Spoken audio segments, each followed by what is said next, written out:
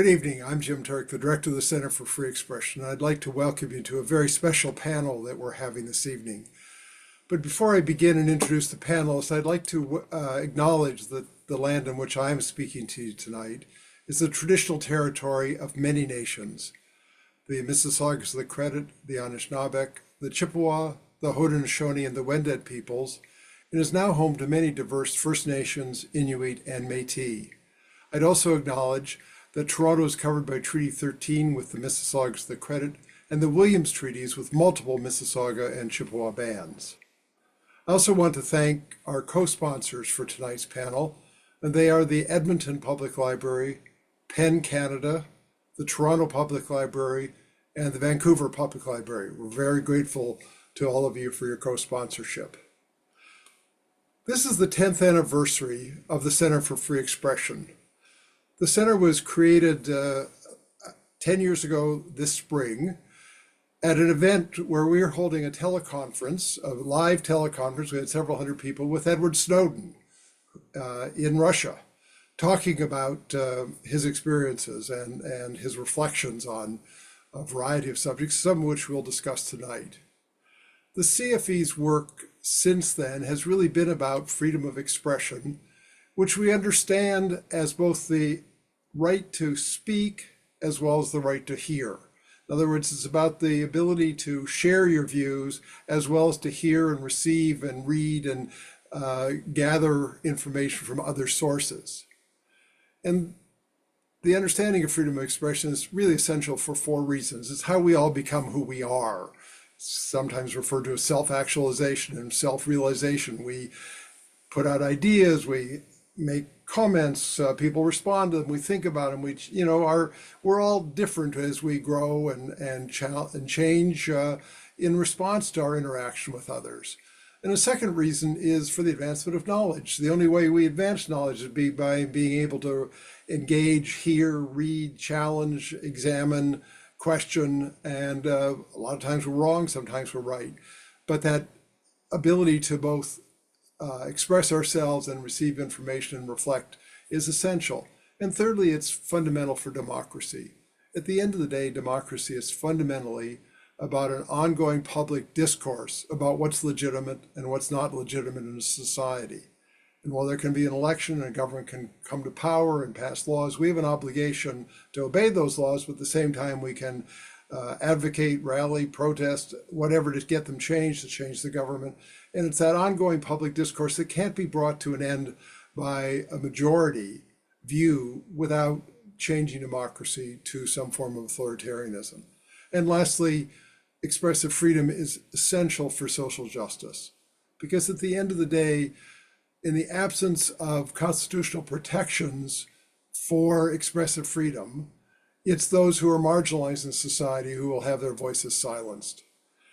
So we've taken those things to be important, and they're probably never been, well, I shouldn't say never been more so, but this is certainly a historical moment in which the challenges in this regard are particularly evident, especially if we look south of the border, where I just had to go to the United States, and I was worried, well, are they going to check my cell phone? Or my constant comments about Trump and what's happening in that government going to cause me to be detained or whatever? We're worried about those things.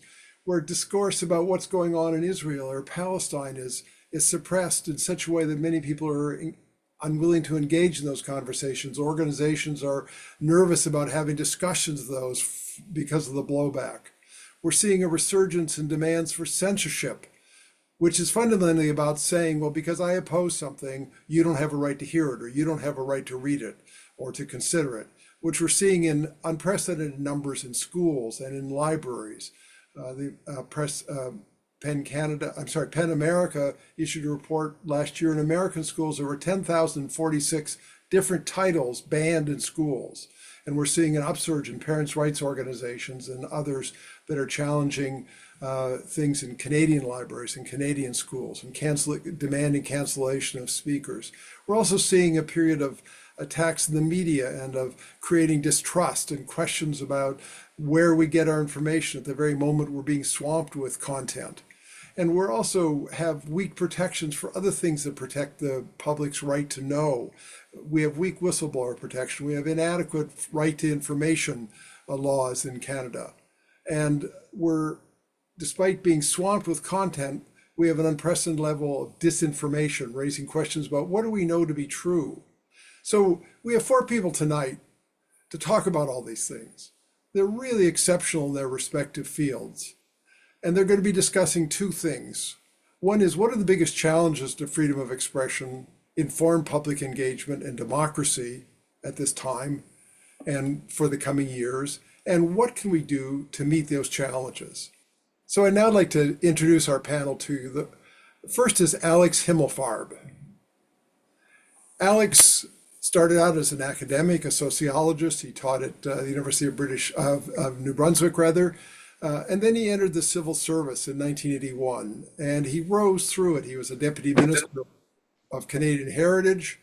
He then became clerk of the Privy Council of Canada, which means he was the deputy minister to the prime minister, and he actually served 3 prime ministers, the last year and a half of Jean Chrétien, the entire time of Paul Martin, and the first month or 2 of Stephen Harper.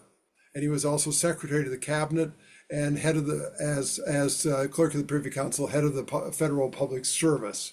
He then went on to become ambassador to Italy, and in 2009 he retired from the public service and became an academic and was appointed director at the Glendon School of Public and International Affairs at York University. Alex is also an author. He's written academic books and monographs and papers, and he just published a wonderful new book in 2024 entitled Breaking Free of Neoliberalism, Canada's Challenge. Welcome, Alex. Thank you. Thank you, Jim. Our second panel, I'm sorry? And happy anniversary. Well, thank you. We're happy to have survived 10 years. We hope we survive the next 10 years. It's becoming more perilous, perhaps. Our second panelist is Jordan Laffrenier. Jordan is the Associate Artistic Director of Canadian Stage and Prime Mover Theatre Company. He will be directing one of the key productions in Canadian Stage's fall and winter series, a play called Slave Play. I was nominated for more Tony Awards than any play in history, and so he's going to be directing its first production in Canada. He's the former artistic director of Theatre Sheridan. He's held many theater development roles, not only in Toronto, but also in New York and Los Angeles. He's the founding artistic director of Then They Fight Theatre, a dramaturgically based theater company dedicated to developing new work. He was the founder of First Drafts, a new work development program for writers and students to develop and advance new musicals. He's a strong advocate for the theater, a theater that supports the community and has partnered theater productions directly with local charities. And I'm proud to say he's the newest member of the Center for Free Expression Board. Welcome, Jordan. Thank you so much for having me, Jim. It's our pleasure. Our third panelist is Teresa Scassa. Teresa is a professor of law at the University of Ottawa. She's a Canada Research Chair in Information Law and Policy. She's the author, co-author, or editor of several books, including Artificial Intelligence and the Law in Canada, Digital Commerce in Canada, Law and the Sharing Economy. She's a member of Canada's Advisory Council on Artificial Intelligence. She's a member of the Law Commission of Ontario's Advisory Council on AI and Civil and Administrative Justice Project. And she's a past member of the Canadian Government Advisory Panel on Open Government and of External Advisory Committee to the Privacy Commissioner of Canada. Welcome, Teresa. Thank you so much. Thank you for Pleasure being to be here. here. And our final panelist, and not least, is Lisa Taylor. Lisa is the Rogers Chair in Journalism at the University of King's College in Halifax, and she is former professor of journalism here at Toronto Metropolitan University. She's also a lawyer, having practiced law before her academic career, and she's also a multiple award-winning broadcast. She was a multiple award-winning broadcast journalist at CBC. She's the co-editor of The Unfilled Promise of Press Freedom in Canada, and she leads the Canadian Worlds of Journalism study that, together with research teams from more than 100 countries, provides data-informed assessments of the global state of journalism. She's also a senior fellow of the Center for Free Expression. Welcome, Lisa. Thanks, Jim. It's great to be here. Well, we're delighted to have all of you here, and we're going to have, I hope, a really interesting discussion. But before we do that, I just want to share with the audience, we'd encourage all of you, as you're listening to the discussion tonight amongst the panelists, if you have any questions, if you look down at the bottom of your screen, you'll see a box with a question mark in it, and it says Q&A below it. So at any time there's a question that comes to mind that you'd like to ask one of the panelists, you don't have to wait till we turn to the audience. Just click on that button and you can write out your question. And when we do turn to the audience, I will announce we're turning to the audience, and I'll ask Ange Holmes, who's the coordinator for the center, to read out the first question that's come up. And the panel will deal with that. Then we'll go to the next question and so forth. So please, we really hope you'll engage with us in the discussion this evening and bring forward any questions you have for the whole panel or for any one member of the panel, and do that as you think of them. Don't wait till the end. So with that, I'd like to start my questions with Alex, if I might. And I guess what I'd ask is, in your recent book, Breaking Free of Neoliberalism, you begin with a chilling observation. And I quote, "Anti-democratic alternatives are at the gate. Democracy is at risk."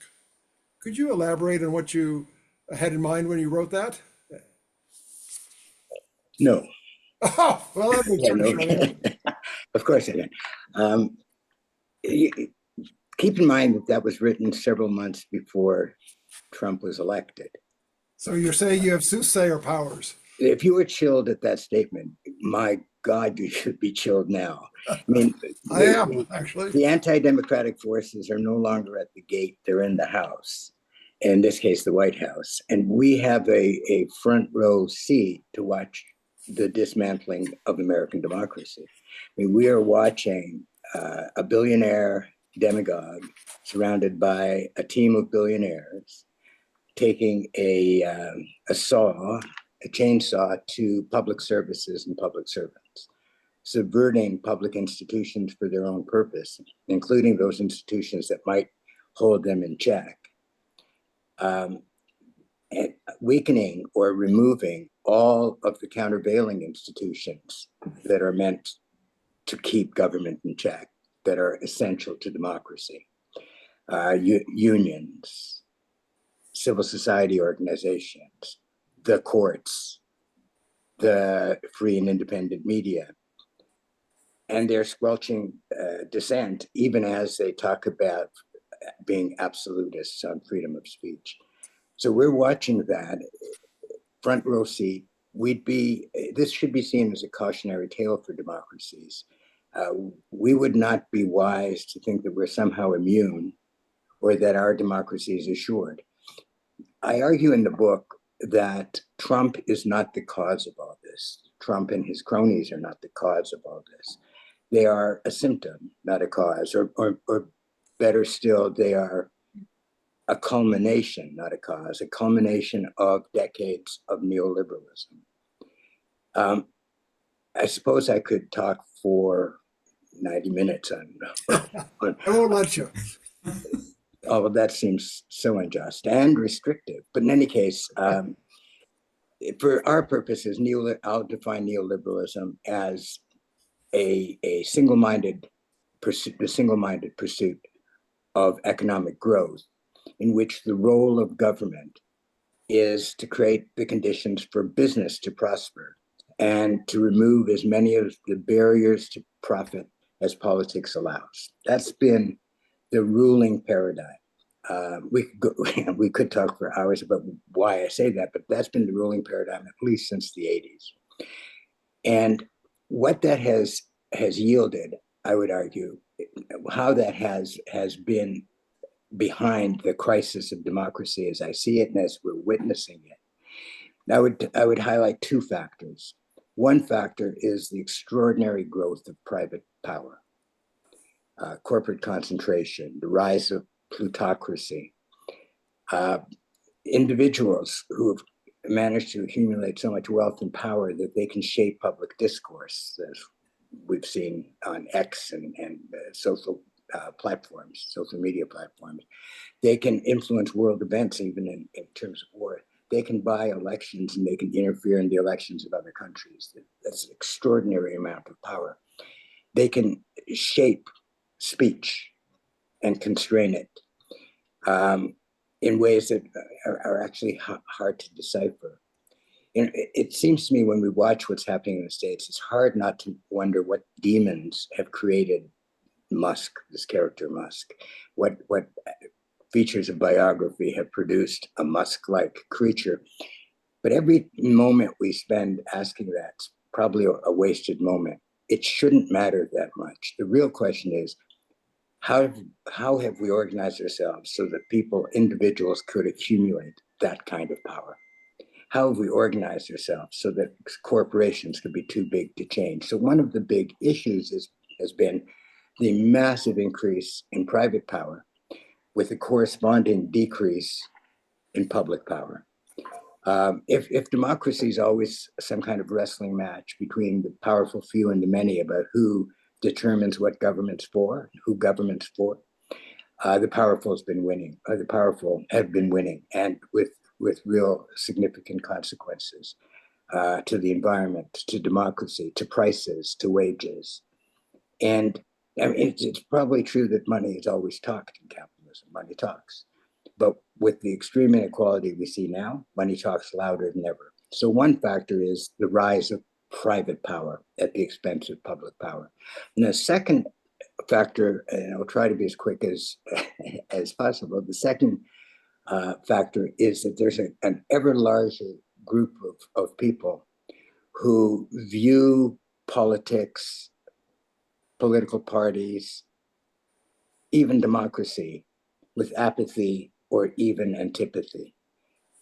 Many who see the system is rigged, there for others, not for them. You can see it in voting patterns. So I expect this next election will have a high turnout, but you can see it in lower participation in political parties and political life. But you also see it in a growing number of people ready to burn it all down. And you also see research that shows an epidemic of loneliness, people feeling unbelievably alone in managing all the change that seems to be coming at them because of the absence of public power. That combination of powerlessness, loneliness, fear of change has made us hugely vulnerable to demagogues, hugely attracted to the power they have that we crave, that we think we don't have, and welcoming of the scapegoats they offer, the other immigrants or whomever that they happen to be offering that day, that we use as an explanation for the emptiness and loneliness we feel. And so we've organized ourselves to make us extraordinarily vulnerable to demagogues. And one of my favorite sociologists has said, we've organized ourselves such that we've created a world of polycrisis, of layered crises that we could only hope to solve together, but we have never or rarely had so weakened our collective toolkit that allows us to work together to solve those problems. Let me end with one quote. Asper Taylor, her book on democracy, captures it all. So I'll paraphrase. Her title is, "We may not have democracy now, but boy, we'll miss it when it's gone." Well, that's a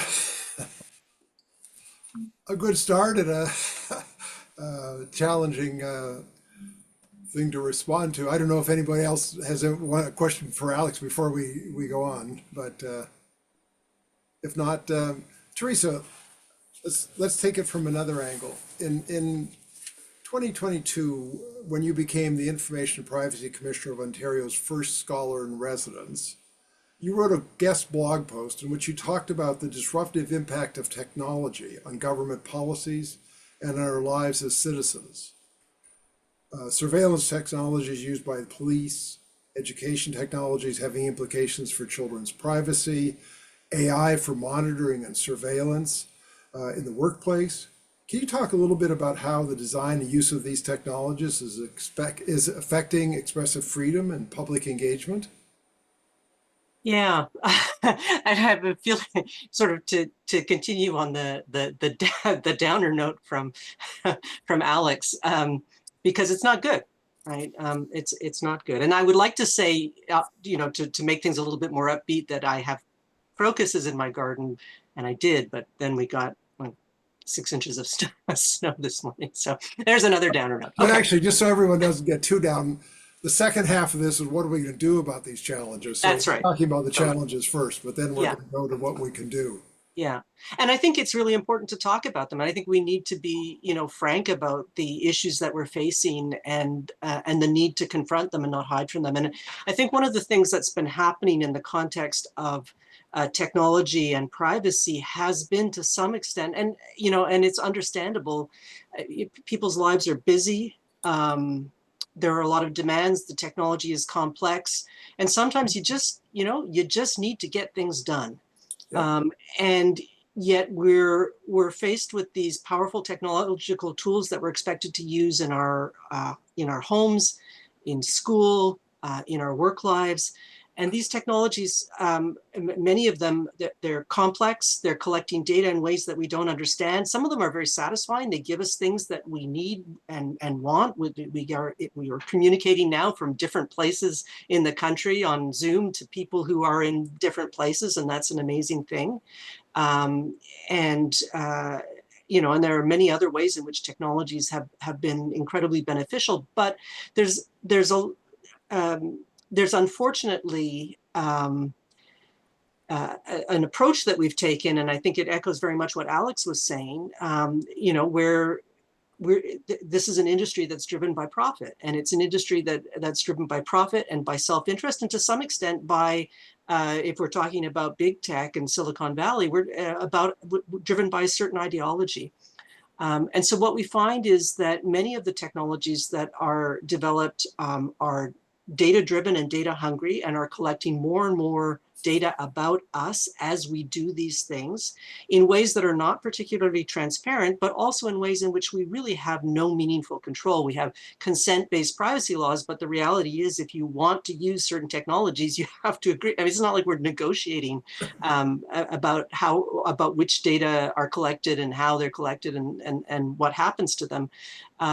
And so we find ourselves increasingly in this context where we are allowing ourselves to be tracked and monitored, all of our activities monitored and analyzed and broken down so that companies can better understand how to sell things to us, how to target us with advertisements, how to decide what things we want to listen to or read or hear.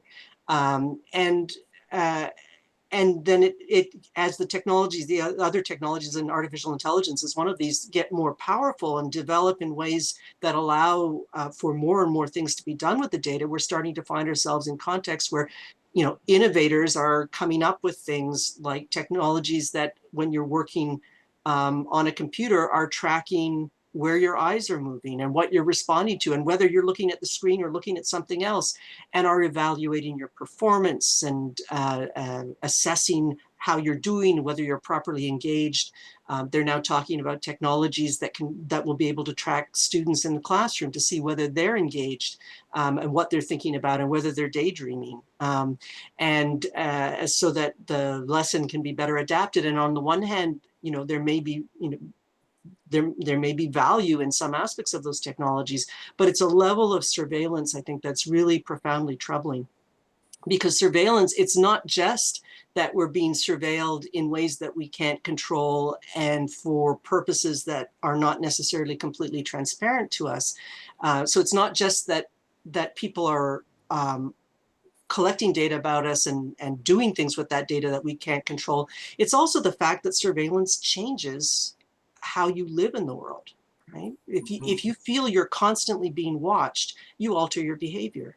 You don't say certain things because you're concerned about what people, how that might be interpreted or taken in particular ways. You decide not to do certain things, not to engage in certain activities. And so surveillance can have a behavior altering, suppressing element to it, which changes what you do and the choices you make and how you engage in society. And I think these are things that are really troubling, and we haven't really got a full handle on that. And I think one of the things that we learned on the privacy and data protection side over time, and I remember when we started introducing private sector data protection laws and so on, and anyone who was trying to come up with stronger laws or better protection was told, you can't stifle innovation. You have to allow innovation. Innovation needs data. You have to, don't stifle innovation because that's important. And while innovation does give us some benefits, this idea that we can't make innovation work within certain principled normative frameworks has been a problem for us. And so now we're confronting this reality, and many people are extremely concerned about the amount of data that are being collected and the ways in which they're being used. But we're introducing a new technology, artificial intelligence, and in the discussions about regulating AI, we're encountering this same mantra, which is you can't stifle innovation. If you regulate, you'll stifle innovation. Let it go, let it run free. Well, these are very powerful technologies that are built on top of all of those data that have been collected. And if we let them run free, they will certainly impact us. And some of them may impact us in ways that are important and useful to us, but some of them may frankly impact us in ways that are horrifying and destructive and suppressing. And also their impact is not felt equally across society. Often, if you're talking about technologies of surveillance and control, those are aimed at people who have less power to begin with, who are already marginalized in society. And this may perpetuate that marginalization and find ways to deepen it. So, there's a lot to be concerned about in terms of just the kind of society we've built for ourselves on the data and the technology front. Certainly the case. I'm looking forward to the latter part of the program where we talk about what we're going to do about all this. Yes. So am I. So Jordan, in the talk about loneliness and what's happening in our society, historically the arts and theater in particular have been important for promoting public discourse, for bringing people together. What do you see as the ability of the arts, particularly theater, to continue playing that role with the greater social isolation, intensified certainly by the pandemic, but well in existence before the pandemic, and the heightened polarization in our society fostered by the design of digital platforms, algorithms, and other factors? What do you see to be the possibility of the role of the theater in restoring or maintaining its traditional role of bringing people together and promoting public discourse of difficult issues? Absolutely. Since we're not at the lighter part of the program yet, I'm going to keep on the track of talking about the present moment. Right. I was really moved right now by your introduction that freedom of speech is the right to speak as well as the right to hear. And I'm really nervous that right now what we're doing is that we're giving up our right to hear. I've been thinking a lot about Neil Postman's seminal work, Amusing Ourselves to Death, where he warns that oversimplification leads to polarization. And in talking about democracy, he asks some simple questions like, what happens when we become infatuated and then seduced by the technology that we're using? Does it improve our democracy or does it degrade our democracy?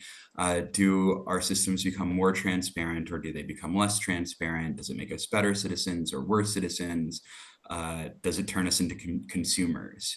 And he uses this comparison that I'm really fascinated by, which is the comparison between Orwell's 1984 and Huxley's A Brave New World, where in Orwell warns that there will be some kind of external oppression that imposes upon us. In Huxley's vision, there's no big brother. we ourselves deprive ourselves from autonomy, maturity, and history.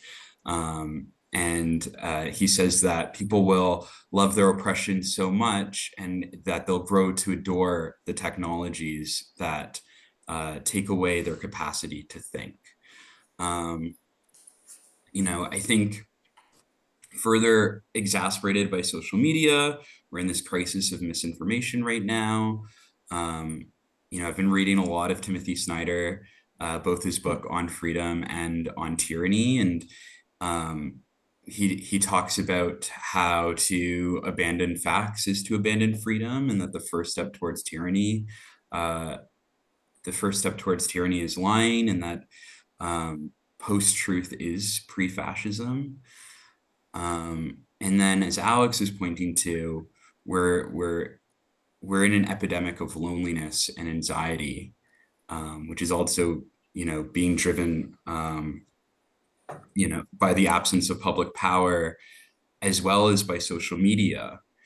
My feeling is that we are forming tribes and arguments that are beginning to look as binary as the codes that are being used on social media to hold us hostage. Theater and democracy share the same history. Theater started, from how we know it, theater started, at least Western theater started in the same place where democracy started. It has Greek origins, and it started with the ability to look at one another, to see someone, and empathy is fundamental to the craft of the art form that we are engaged in. There's multiple studies. There's one that recently came out from Cambridge University that demonstrates that going to theater actually makes us more empathetic individuals. And that there's even scientific evidence that shows that when we're in the theater, our heartbeats actually sync up, and we watch something together, our heartbeats are in sync as we're watching them. One of the biggest challenges that I have as a theater producer is when people come up to me and they ask, why should I see this show that has nothing to do with me? And I always have this feeling that you should be engaged in things that have nothing to do with you. That is what, for a very long-standing literature, has been all about. And my hope is that theater continues to help people realize that, to see their own humanity and to see the humanity of others. Thank you, Jordan. Well, finally, Lisa, I'm not sure your part is going to add to a more upbeat feeling, but, clearly vibrant media and press freedom have played an essential role in making possible the informed public discourse and civic engagement that's the characteristic of a healthy democracy. But things are not ideal in the media world these days. Could you talk about the state of press freedom in Canada, as well as the growing challenges being faced by journalists and professional media? And what are the implications for public discourse and civic engagement presently? As I've been listening, Jim, to my fellow panelists, surface so many important issues related to freedom of expression, I've tried to keep mine focused on not just, I want to resist my kind of reaction to just blame politicians, to kind of just go there. The politicians have their place, but I've been thinking about where we can share some of the responsibility among us, those of us who are here in this conversation tonight, speaking or listening. So there are a couple of things, because to put it really simply, press freedom is absolutely jammed right now, and jammed on multiple fronts. And the few that I'll hit that I think we can all maybe hopefully reflect on our own culpability here. The first one is the idea of news deserts.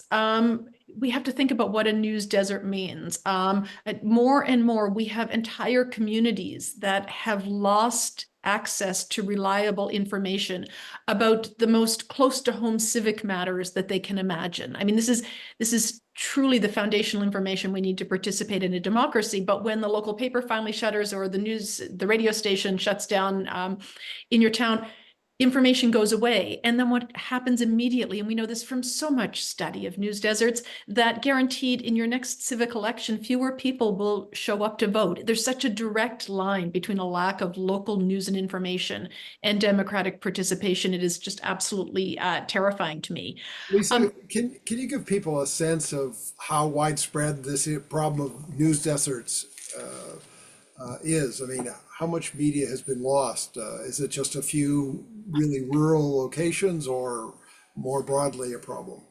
Well, it's more broadly, and when it is rural locations, I think there is an especially great concern, but we're talking about hundreds of closures over the past 15 years. We are seeing startups, but the startups, while I'm not disputing the value of startups, and quite often they're the ones that are not kind of entrenched in doing things in ways that no longer work. They're the ones that show legacy media how to do this better. But there's just no denying that they employ considerably fewer people and then have considerably fewer resources to go out and do the local work that needs to be done. Asking one person to manage everything that's happening in a town of 15,000 people or 25,000 people just doesn't work. So no, some people say, oh, there's new outlets being created, but the numbers don't come anywhere close to netting out. So it's a big loss of basic information. If you're of a certain age, you remember one or two newspapers coming to your door at the end of the day. And I'm talking about that happening in towns of 6,000 or 7,000 people, and that's no longer the case. The journalists who are still sticking around the journalists and their organizations are facing incredible economic pressure. And again, in the interests of trying not just to blame big forces, I'll skip the broken business model bleat and get to the idea that we as Canadians are really tight-fisted when it comes to supporting journalism. We don't support it very much. Fewer than 20% of us subscribe to an online news site, according to the Reuters Digital News Report, which is an excellent resource to look at these trends. But we're really price sensitive. So when we do subscribe, we tend to be we're all in when it's kind of 6 weeks for $1. But then when you have to start paying that incredible, the cost of 2 lattes at Starbucks to keep a subscription coming, then suddenly people aren't quite so interested. And I am so sorry. I don't mean to go off, but I hear people talking very glibly about sharing passwords and finding ways around paywalls as if they're not stealing. In the same way that I don't glibly explain to you how to run to the local department store and grab a pair of socks and an overcoat. It's just not something that reasonable people share with each other. But with news and information, we seem really cool about this. So many people still go to Facebook for their quote unquote news, being willfully blind to the idea that Facebook is not sharing news, it is sharing misinformation. It has blocked the pipeline for real reliable news and information getting to social media. It has entirely abdicated any responsibility for not just getting rid of garden variety lies and information, but seriously damaging lies and information, and has left behind the trolls, the bots, and the idiots who keep on sharing misinformation. Sorry, I'm just going to hit one more. As I said, I wasn't going to the politicians too much. I wasn't going to be on that too much, but maybe it's the people speaking up about politicians. We're all seeing the way that the federal Conservative leader is so effectively managing news media at appearances in communities. It's just enough news media to get those live cameras, which is what everyone wants, but not enough to actually allow journalists to get close enough to engage in the act of journalism. And here in Nova Scotia, it's where I sit, so it's what I'm most conscious of, but I know it's happening in other provinces throughout the country. We've seen extraordinary moves here by the Conservative Premier with a freshly minted supermajority, creating incredible impediments between people and information. In some cases, between the citizens and the news media, who are the surrogate of those citizens, getting in the way of things like a scrum, the most basic way that we get information in a parliamentary system. Politicians leave the chamber floor, they step out into a public space, and they talk to a half dozen reporters at a time. It's always been this way. Suddenly this was a problem. And getting beyond kind of the media directly, because FOI, freedom of information, is a tool for journalists, but not just for journalists. It's a tool for every one of us. And we have a government here that is essentially doing everything it can to render freedom of information processes largely meaningless, because they can be cut down before they even get to the person who should have the insight to decide what obligations a government has to inform citizens. So yeah, to fall in lockstep with my fellow panelists, it's not great, and the implications are devastating. Fewer of us have access to reliable information.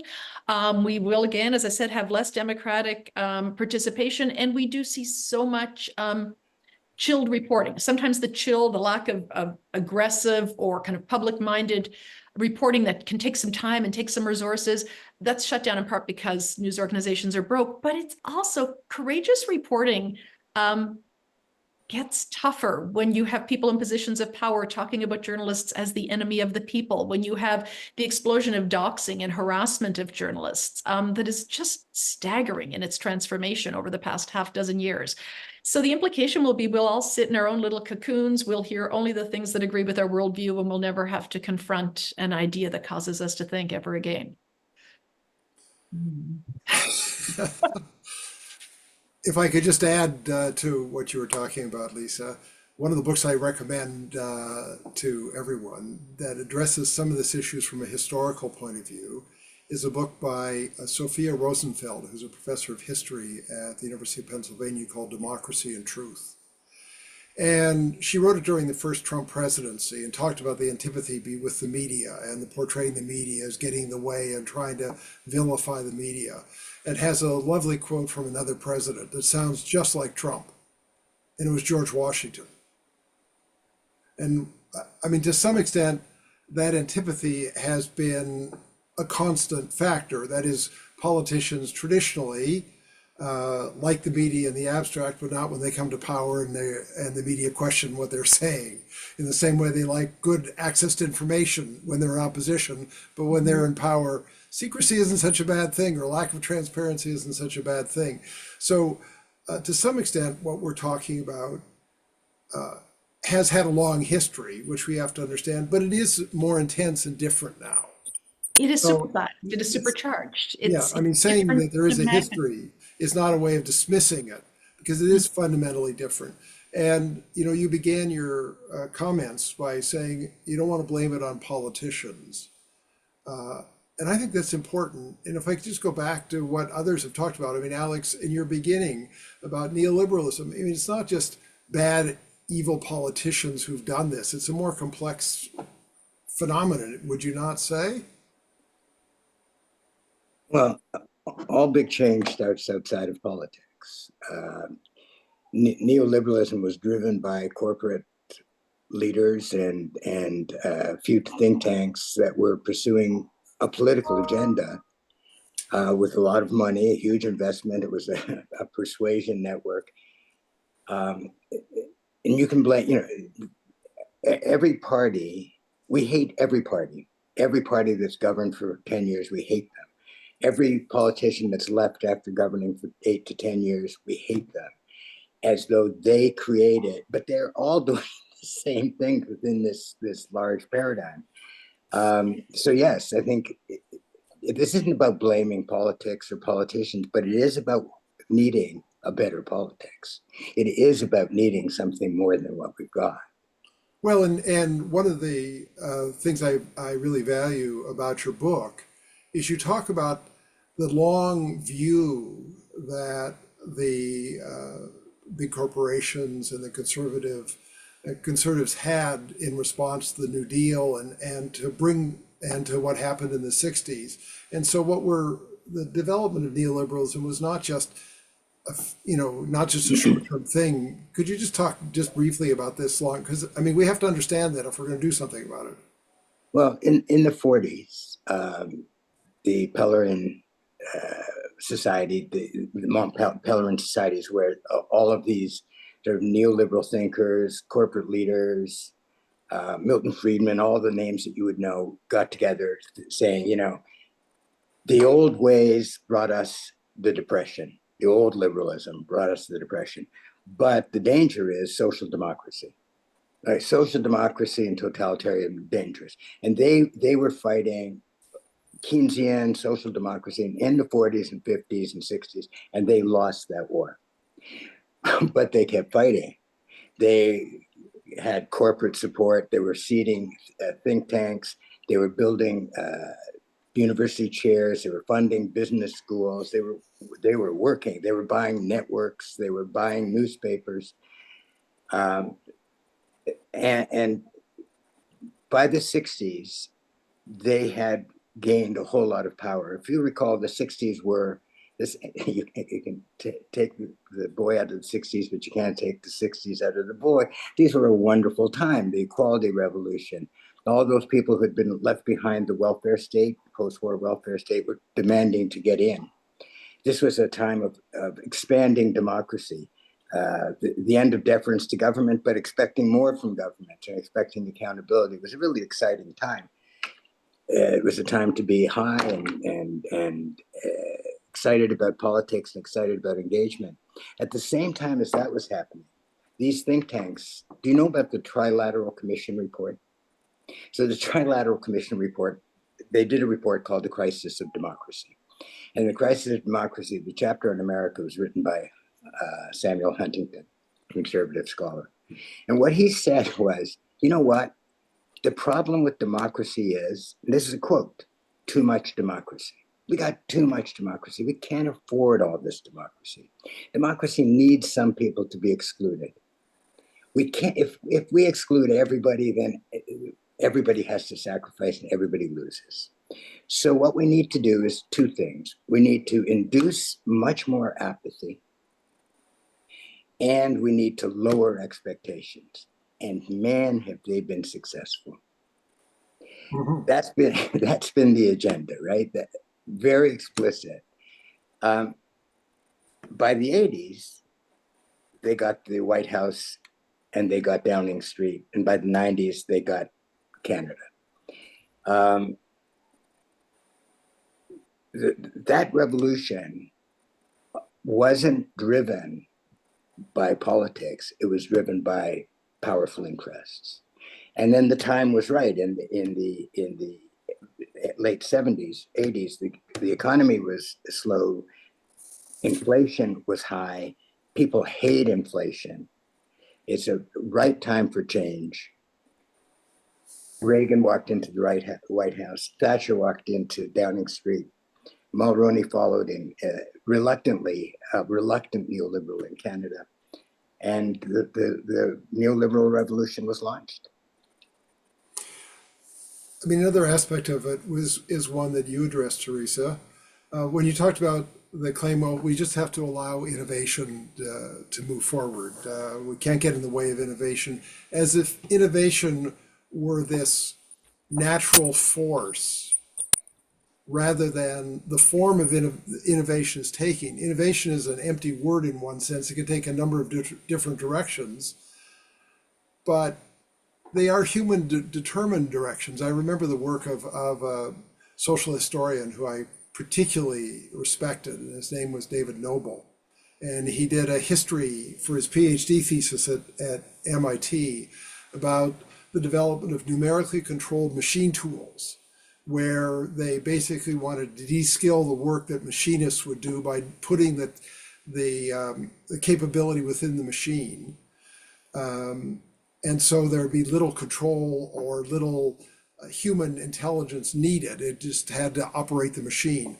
And he traced the development of that technology and looked at a number of decision points where he could go in a direction that would make the machine more productive or would allow greater productivity, but would require more contribution by the machinist, or a way that was less productive, but was less reliant on its human operator. And in every case he was able to demonstrate it chose the less productive way, even though the ostensible reason was to promote productivity. In every instance of this very detailed study, they chose more control over the workers and less productivity. So it wasn't that technology had some self-directing force. It was directed in ways that certain humans who controlled the development wanted to go. And I have the same sense in the talk about the development of innovation of the sort you were talking about, that this notion that they're trying to give us, that there's some independent natural line of innovation that we should just get out of the way of, really masks how innovation is being used in a particular way, and it could be developed in other ways. Could you talk about that a little bit from Yeah. your work?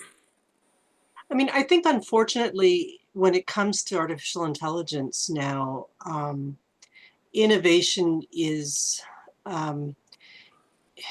increasingly being linked to economic dominance, and maybe more than economic dominance, and maybe also military or strategic dominance. And so you certainly see that in the big shift that south of the border, and in terms of the policy towards AI and AI governance, that it, you know, the government has quite explicitly expressed it as a race between the US and China for global dominance in AI.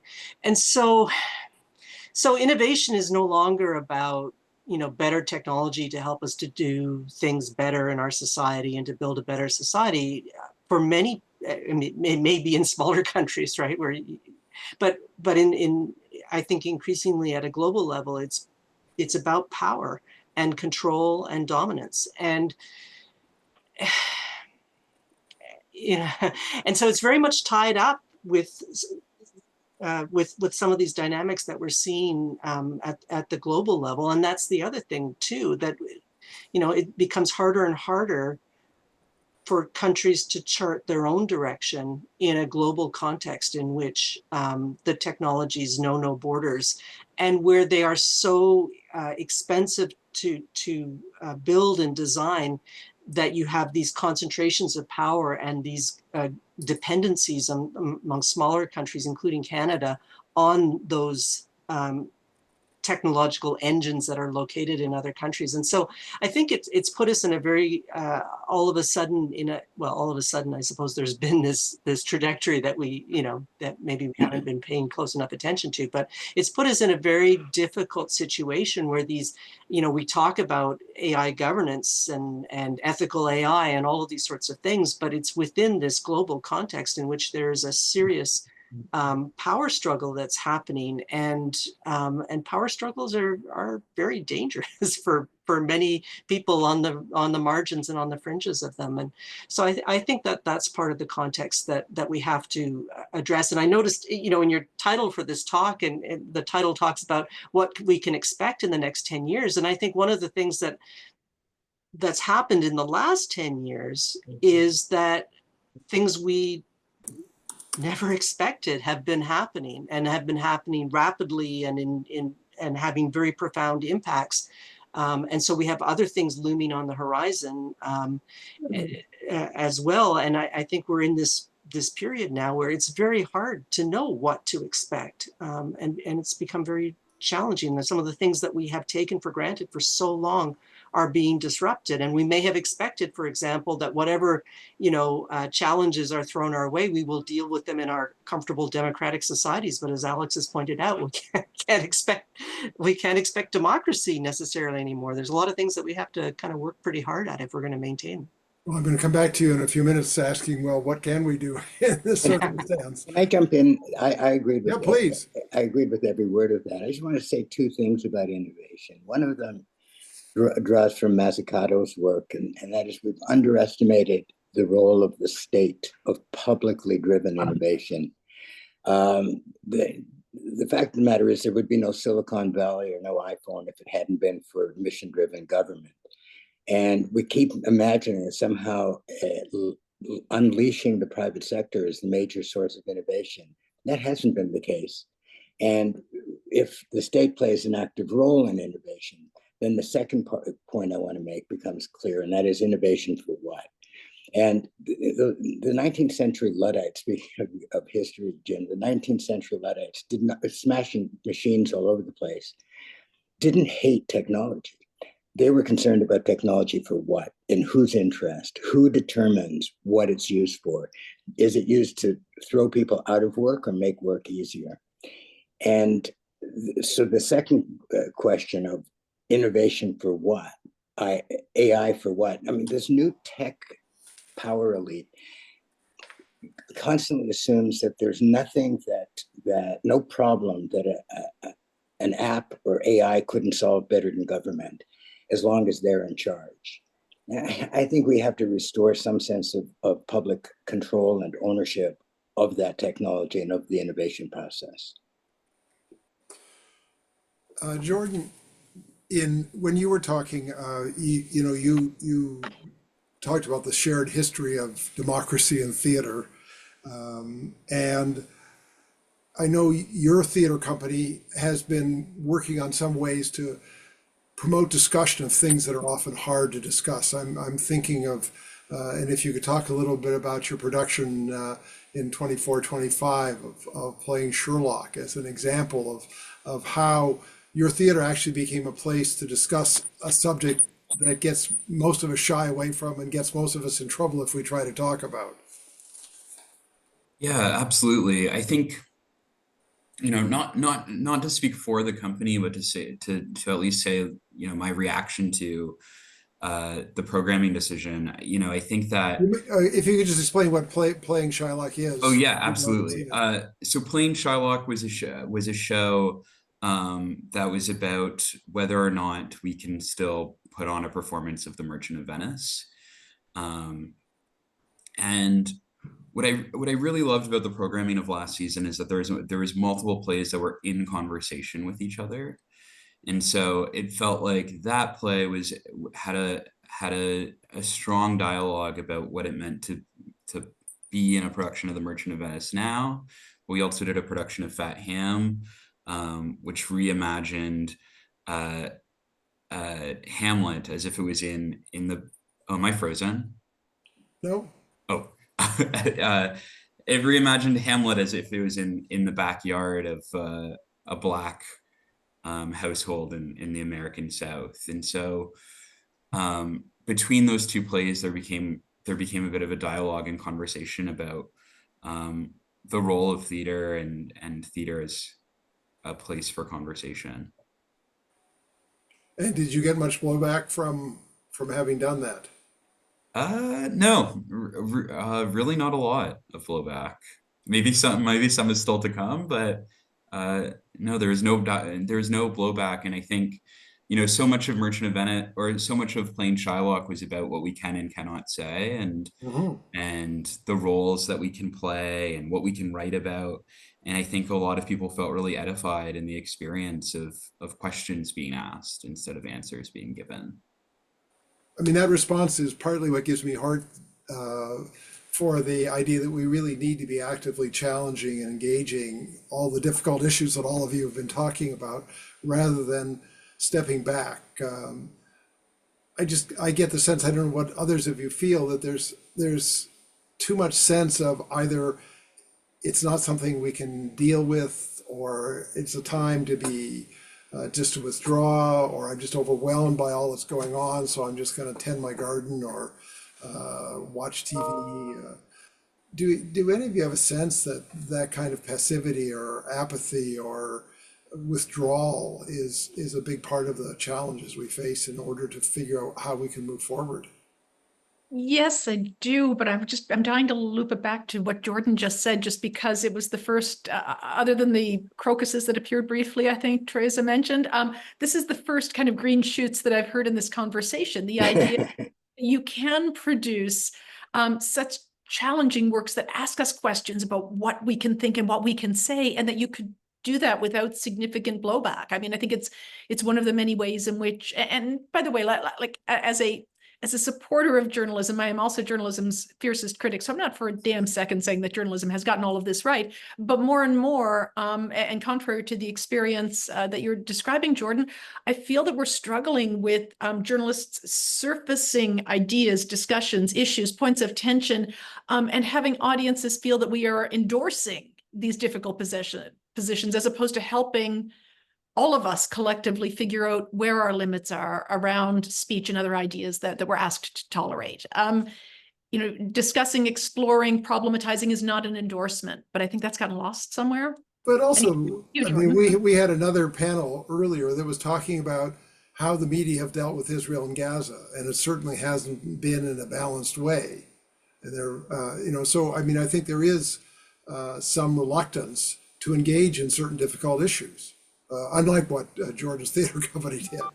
I don't know if that's fair, but that's my impression that there really has been an imbalance in the kind of coverage that's been given. But we've got to say something positive, Jim. So We're going to. That's where we're leading to. let me change the channel for a moment.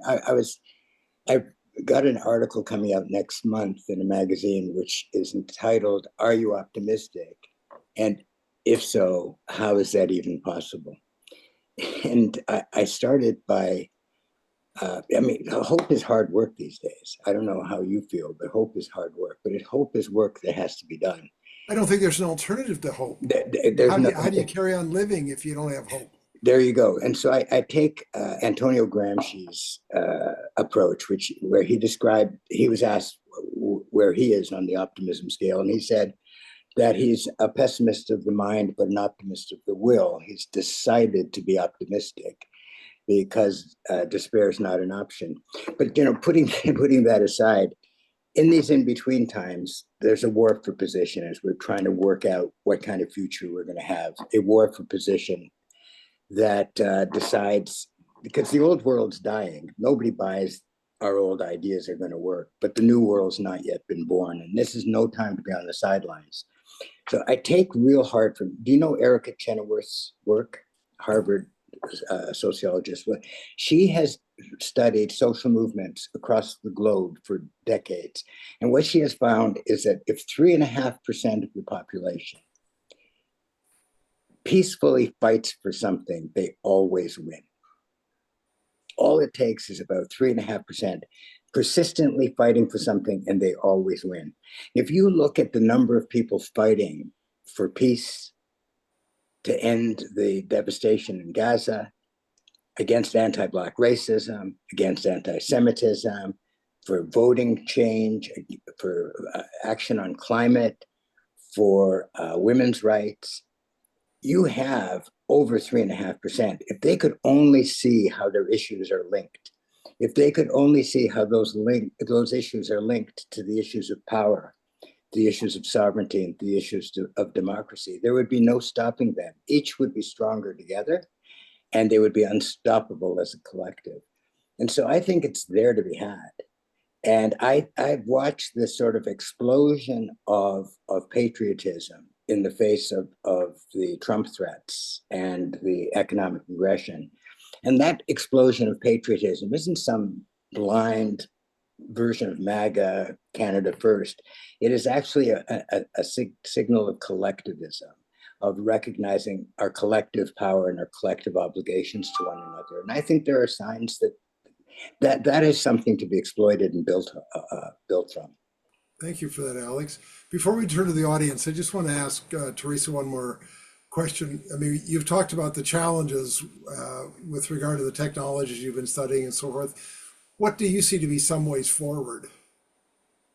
Yeah, well, I mean, yeah, on the technology side, I think that we have to, on the one hand, keep pushing for fair and ethical regulation of technology, and as well as for the underlying kind of legal and constitutional values that inform that they come together, that when we talk about transparency in AI ethics, that it's based on a foundation where we understand what transparency means in a democratic sense, and so that it's not a kind of a thin concept, but it's a thick concept, a rich, thick concept. So I mean, I think we have to do that, but again, to build on what Alex says, I think we also have to. We've lived in a world where we've allowed ourselves to get complacent and about a lot of different things. And now COVID was a very difficult time which challenged us in ways, and that maybe we weren't ready for, and now we're facing more challenges. But I think part of what Alex is saying is it's time to stand up.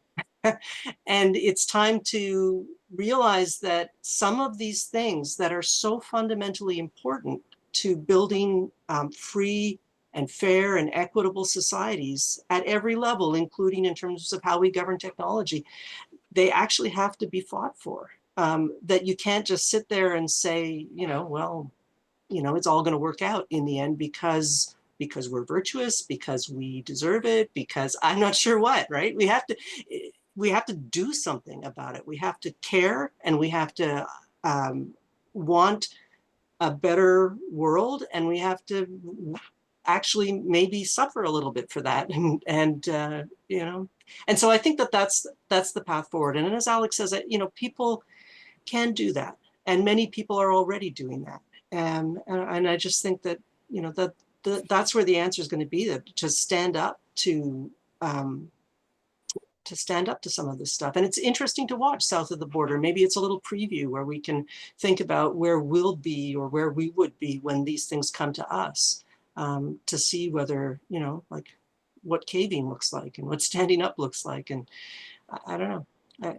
This is one of those moments in history, perhaps, where I think it is indeed. Let's turn to the audience. Ange, what's the first question you have? Yeah, the first question is from Allison, and Allison asks, what would you suggest for the average citizen to do when the government doesn't follow their own legislation, besides becoming more civically engaged, more educated, more willing to respectfully and civilly challenge the status quo? What are other suggestions you have? Who would like to start with that one? Well, can I say, we actually have, in Canada, we have some really dedicated actors in civil society who work with relatively little funding, and relatively little support, but who have a voice and who monitor things like government transparency and government compliance with laws. And I mean, there are many different civil society organizations, and so one way that one thing that people can do is to provide more support to them, and get involved with them. Get involved with them.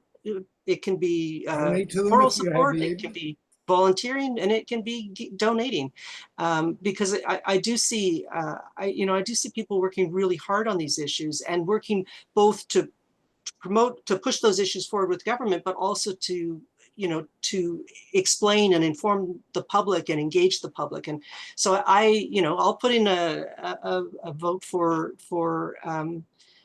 caring for our civil society and empowering our civil society. I mean, when people look at what's happening in the United States and they expect, well, Congress will check the executive, which it isn't doing, or the courts will be a check.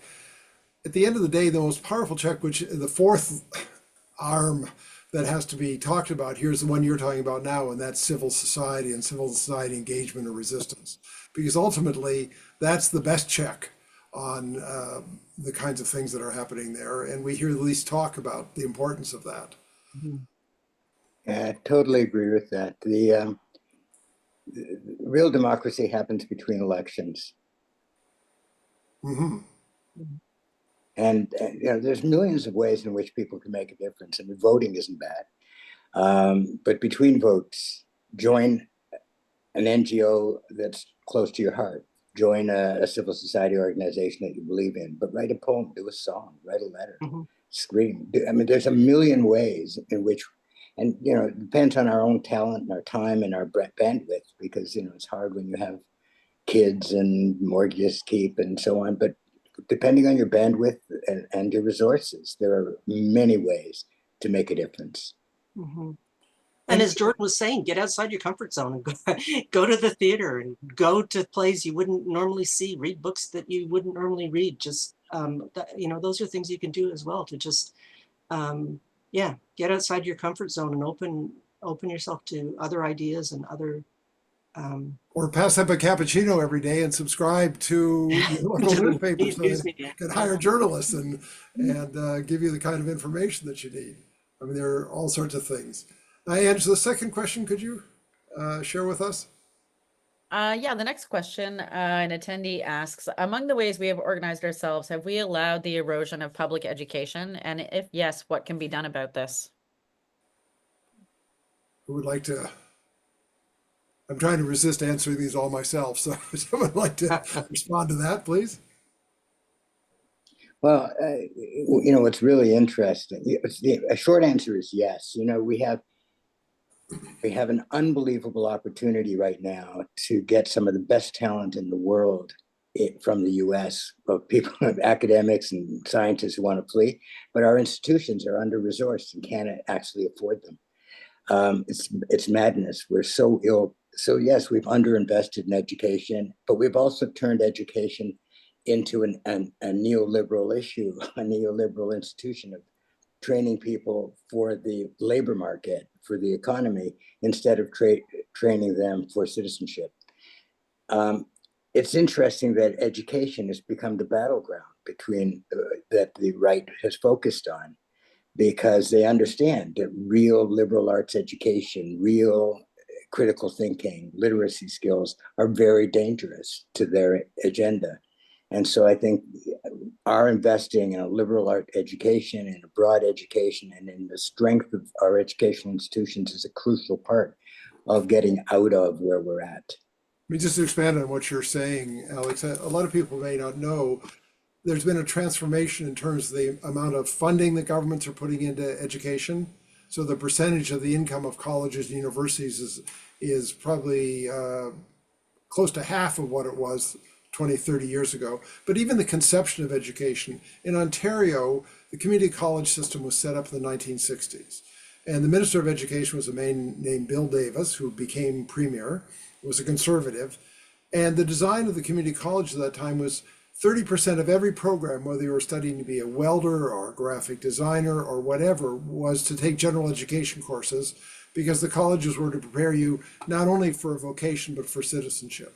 That's almost entirely disappeared. And now it's disappearing from the universities. If you look at what's happening to the humanities, in other words, the universities are selling themselves as preparing people for a job. And the universities always had a vocational element to it. They trained priests and doctors and lawyers and so forth, but they also had a broader purpose of preparing people for lives as citizens in a robust society.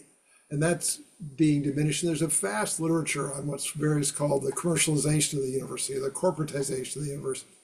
When Derek Bach was president of Harvard, when he stepped down, he wrote a book called The Marketization of the University.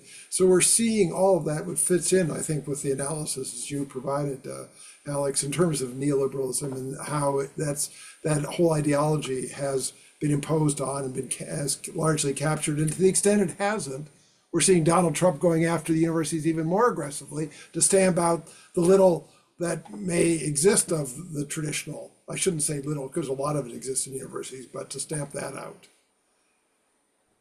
And another question. I'm sorry, go ahead, please. I was going to say, in the US as well, we're also looking at this incredible division in terms of the offspring of Republican families turning away from post-secondary education in such significant ways. So that liberal arts education serves to speak to those who come from more left-leaning backgrounds, and then that just further exacerbates this disparity that we're seeing. Well, and with the cost of going to university, there's another whole section of the population that's just disentitled to begin with. I mean, there's always been underrepresentation of working class kids in universities, but now Alex and I went to university roughly the same time, and the cost was minimal compared to what it is now. So that's another huge barrier. And even in schools, they're having to fundraise, and a lot of things that were traditionally provided in K-12 schools, now parents fundraise. So if you live in a well-to-do area, your kids have a variety of resources. They don't if you live in a less affluent area. So we're seeing that trickle down even to kindergarten. Anyways, next question, Ange. I see you have a lot of questions. Yeah, the next question is for Lisa. Lisa, what do you think is the relationship between the appetite for information and the agency for change?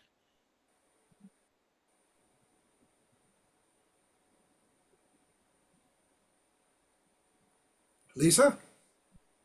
I'm just writing crib notes really fast. I'm here, Jim, no worries. The relationship between the appetite for information and agency for change, I do think quite often tend to be, in contemporary times, at odds with each other, in direct tension, because an appetite for information, and I'm choosing to interpret that as an appetite for reliable fact-based information. Reliable fact-based information is in short supply. It's like we have an entire buffet of nothing but marshmallows now, I think, in the information sphere. So much content, so little nutrition. So without getting that reliable fact-based information, of course, there's less agency for change. To me, it seems that they're inexorably linked, that if we're not even sure what the situation is, that the idea of then having confidence and purposefulness to try to affect change gets really damn hard because we don't know what's going on. So there's a troubling relationship there, and it's taking us further away from these kind of core goals of what a democracy should be. Okay, thank you. Ange, the next question. Yeah, the next question is from Stanley, and regarding technology and surveillance, what options do the average person have other than defaulting to DuckDuckGo or being a semi-Luddite? Well, Teresa, how would you like to handle that one? Yeah, I mean, I think that is a very good question, because there, it isn't even much of an option to not engage anymore. And of course, if you're not part of the data, you're excluded from the things that the data does too. And so there's that kind of little twist to it. But I think part of it is continuing to push for laws and for approaches that are more that offer better protection. And I think I think one of the things that we've allowed ourselves to slide into is this idea that we've got consent-based data protection, and so people are making choices, and because people are making choices, it's all good. When the reality is we often have no choices whatsoever, and it's not all good. And so and then people feel more and more disempowered because that these platforms that you're using are doing all kinds of things with your data, or you suspect that they are, and you don't really know, because even if you did drag yourself through the privacy policy, it wouldn't be easy to understand what's happening with your data. So rather than, leave people feeling like it's on them and they didn't do anything and they just have to accept what's going on, I think we need to kind of move away from a full-on consent model, leaving consent where it makes sense, but start to think in terms of how do we address the harms of technology, and what are the harms that are being caused to people, and how do we find ways to limit those harms. And that may mean, thinking about prohibiting some uses of data, thinking about prohibiting some types or some deployments of technology in certain contexts or certain circumstances. I mean, we need to be having a debate right now in this country about workplace surveillance and the kinds of technologies of surveillance that are being unrolled in the workplace with a workforce that is really not at all empowered by legislation to resist in any way, in any meaningful way, the deployment of those technologies. So I think we have to be thinking about, in our laws and policies, finding ways to ensure that, if it can't be about consent, that it should be about protecting people from exploitation, and protecting them from uses of technology that are harmful or that are not in their best interests. And so that's the conversation we need to be having around technology. And I think we just have to give up on this idea that it's on us as individuals to make sure that bad things don't happen to us in the technology world. I mean, that's gone beyond the individual. So that's got to happen at the level of law and policy. And I mean, that's really where it needs to be taking place.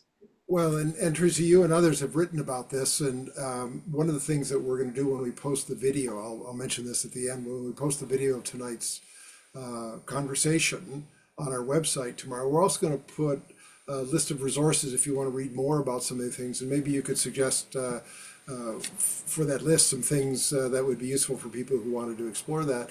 But it strikes me your answer also ties back to something that Alex was saying in terms of the treatment of response to all these problems is we each individually have to find a way to solve them rather than recognizing that we can use the state, we can use governments and collect laws and regulations as a way to deal with these issues that can't be effectively just by hoping that everyone individually takes some action. I'm so glad you said that, Jim. One of the most profound consequences of living in the neoliberal age is that we see problems in individual terms and we see solutions in individual terms. So the solution to climate change is to buy an electric car if you can afford it. All those things are good, and there's the solution, or give up beef or whatever, and all those things are good. And think of how often an environmentalist is yelled at because they took a plane someplace, because in fact, they individually have done damage. And yes, we should be good individuals and good citizens, but almost all of these are collective action problems we can only solve together. And their biggest tools for solving things together are unions and the state. And we have disparaged both of those. Ange, next question, please. Yeah, the next question, this came in from a couple people. And could you comment on the self-censorship as part of the assault on freedom of speech? Jordan, do you see in your discussions with others in the theater talk about what theater companies should show or shouldn't show, or they may get into trouble in trying to get audiences back in the post-pandemic period, that they don't want to offend people? I mean, does that kind of self-censorship occur in the theater world, or discussion of it? I'm sure it does, in the ways that certain people get prioritized in the art form. I certainly think Chiamondi Ngozi talks about a lot about social censure, and how the biggest threat to our freedom of speech isn't political. It's not government. It's actually something social, and that social has this ability to create a really vengeful atmosphere. And I think what we're seeing right now is people are scared to write about certain things because of the ways that people react socially. And certainly there's been falling outs in all sorts of arts organizations around supports of certain issues. And so I think there's certainly fear, and I think, I'm really interested in this idea that Alex is pointing to about the 3.5% of people that can rally together and solidarity. And I certainly think that art has the power to say something. I think a lot about Larry Kramer when he wrote The Normal Heart. The review for The Normal Heart had more written about it than about AIDS than the New York Times had written about previously about AIDS. And so I think there's a lot of power in art if it's used well, and I think there's a lot of power in solidarity, and I think art is definitely a force to bring people together and create solidarity. And Lisa, is there a discussion amongst journalists about the issue of self-censorship and whether people feel the pressure to avoid certain topics, or whether editors want to avoid certain topics for a variety of reasons? Yes, and I think that, again, that's one of these things that is not new. It's just been made so much bigger by the degree to which people's distaste can be directed at journalists.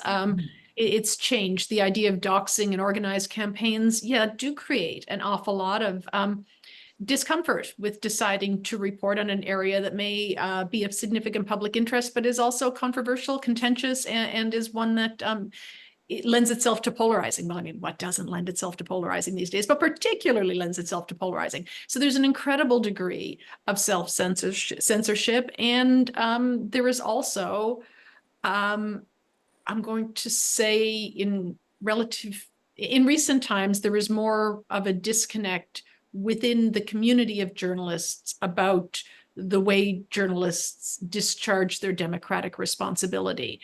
The internal strife is not surprising because it's endemic of what happens when there's so much external pressure on an entity. But yeah, self-censorship has always been a concern, but not to the degree it is now. Yeah, and I'm sure, as you suggest, it's been intensified by how social media can make journalists vulnerable, and Paula Todd and others have written about that. But also, I would think the demise of the traditional business model and the loss of thousands of journalist jobs and the closure also created an environment where people are more fearful and more cautious. Oh, entirely. What we certainly have self-reported data from Canadian journalists who will tell you that they are here to speak truth to power at any cost and are not concerned about employment precarity or paying the rent or any of those other frivolous things. But that can't possibly be. This may be one of those stories we tell ourselves to give ourselves comfort. But the idea of, yes, just feeling lucky to have a job and realizing that there are so many stories of importance to tell, and this one is going to really alienate a group of people, it's very easy to just kind of push that one off to the side of the desk and go somewhere where it feels safer. Angela, try to squeeze in one or two more questions quickly. Could you share the next one? Yeah, the next one is from Fred. Fred says, on Friday, a retired scientist was convicted of violating the 150-meter buffer zone at a UK abortion clinic by silently holding up a sign, "Here to talk if you want." Is this a violation of free speech, and how do Canadian laws compare? Well, we've been, as you may know, there are a number, as a result of the harassment of people going into abortion clinics, there was law passed that you had to keep a certain distance back. What's particularly concerning to me is that a number of municipalities are now taking that idea and creating what are variously called secure zones or bubble zones around schools, around hospitals, around faith centers, to say there can be no protests or demonstrations or anything within 100 meters of any of those things, which would mean if you lived in Toronto, you couldn't have a parade, a protest walk down University Avenue because it goes near hospitals. And the city of Vaughan in Ontario has introduced it. Brampton, Ottawa are considering doing so, and the city of Toronto is having consultations right now. So there really is an effort to severely restrict expressive freedom, when I would certainly argue that insofar as any of these protests engage in illegal behavior, or harassment of individuals, violence, threats of violence, and so forth, that's already against the law. And the problem isn't an inadequacy of law, the problem is an inadequacy of enforcement. So the creation of a new level of restriction passed by municipal governments in the form of bylaws can only be there to further restrict legal and legitimate speech and expression. So it is the question that's being asked is a really serious one. And I think that because there is genuine concern in the community about these things, municipal politicians are engaging in a performative tactic, saying, well, we're going to address this too, we're going to pass a bylaw, when in fact there's nothing that they're going to make illegal that isn't already illegal. Or if there is something they're going to make a violation of the bylaw that is legal, then they're violating the Canadian Charter of Rights and Freedoms and will probably lose a charter challenge. Sorry to give such a quick answer. Let's try to get in one more question.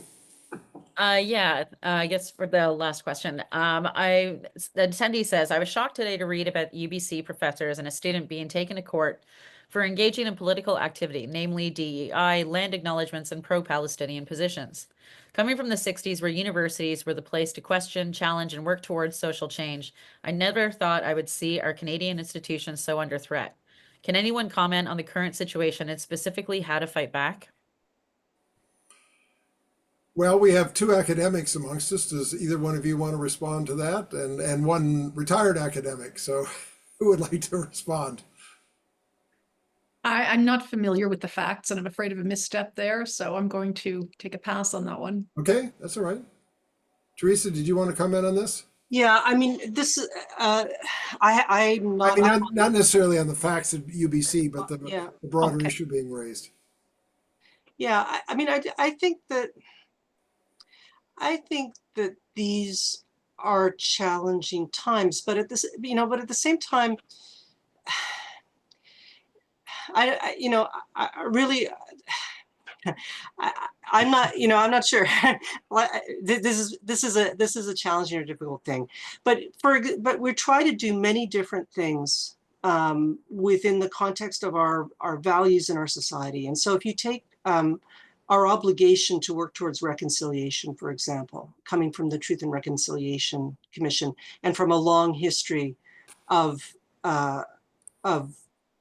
horrendous abuse of First Nations people, of Inuit and Métis in Canada.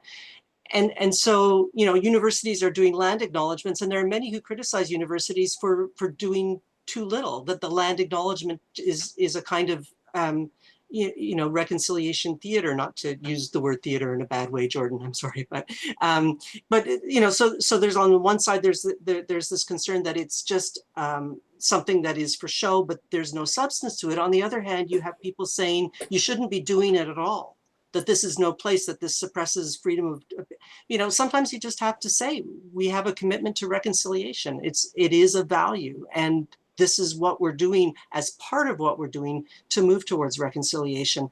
So I don't think that everything is up for grabs and everything gets to be framed as an assault on free speech. I think sometimes you, as a community, decide on and define your values, and then you act on those values. And and I would put diversity, equity, and inclusion in there. I'm sorry. I mean, if we truly had diversity, equity, and inclusion in our public institutions, we wouldn't need to be having this discussion, but we don't. And so, universities have taken on the job of working towards trying to find ways to improve diversity, equity, inclusion, because that is a value in a society like Canada. And not all of those measures are going to be effective. Not all of them are going to be the right thing to do. Some of them are going to be clumsy and ham-fisted and aren't going to be satisfactory to anyone. But it's part of a process working towards something that is a constitutionally protected value in this country, right? Equality. It's substantive equality, not formal equality. We have substantive equality as part of our constitutional values. So, I think sometimes there are things that are, and it may not be done tremendously well, but are driven by values that we have collectively assumed and that we need to work towards. And we're not always going to be really good at doing it, and there are going to be mistakes made along the way. But I do resist this idea that working towards the values that we have accepted in as constitutionally as a society are that we can shut them down on the basis of free speech. So anyway, that's just Well, why don't we end on that note? Thank you, Teresa. I want to thank the panel. All four of you were just terrific tonight. And as I mentioned to the audience, a video of this discussion will be posted on the CFE website tomorrow, along with a list of some of the things we referred to and more readings that you can turn to if you're interested in a variety of the issues that were talked about tonight. And I want to thank the audience for joining us. The CFE website, if you want to go to it, is cfe.torontomu for Toronto Metropolitan University, torontomu.ca. I also want to tell you about our next event, which actually is related in some ways to this one, and it's going to be another terrific event. And we're going to try to end the year with a real bang between this panel and the next one. The next one, the title of it is Trump's War on Truth. And we're having, the return of, in light of the return of Trump to the White House, not only has there been an unprecedented assault on media freedoms, including lawsuits, personal denunciations, and so forth, we're witnessing politicians attack the very notion of fact-checking for truth. And so for the panel, we're having 5 really eminent American journalists who are going to be talking about what's going on. One is Jim Acosta, who was the former CNN chief White House correspondent, who now has left CNN and has his own program called the Jim Acosta Show on Substack. The second is one of my favorite journalists, Susan Glasser, who's a staff writer for The New Yorker and host of a terrific New Yorker podcast called The Political Scene, which is on weekly, and I encourage you to listen to that. The third one is Catherine Jacobson, who's the US, Canada, and Caribbean Program Coordinator for the Committee to Protect Journalists, probably the most vigorous organization in the world in terms of dealing with the attacks on journalists. The fourth is Craig Silverman, who's the national reporter for ProPublica. And the fifth is Brian Stetler, who's the chief media analyst for CNN Worldwide. So it's going to be a terrific panel, and it's going to be moderated by a terrific Canadian journalist, Julian Scher, who used to be senior producer for CBC's Fifth Estate, is an author of a number of books, and is a senior fellow of the center. So I'd encourage you to come. It'll be a month from now. It'll be actually a month and a day from now, Wednesday, May 7th at 7 p.m. Eastern time. So I'd encourage you to come to that, and thank you for joining us tonight. And again, thank you to the panel for a wonderful job. Good night, everyone. Thanks, everybody. Good night. Good night. Thank you.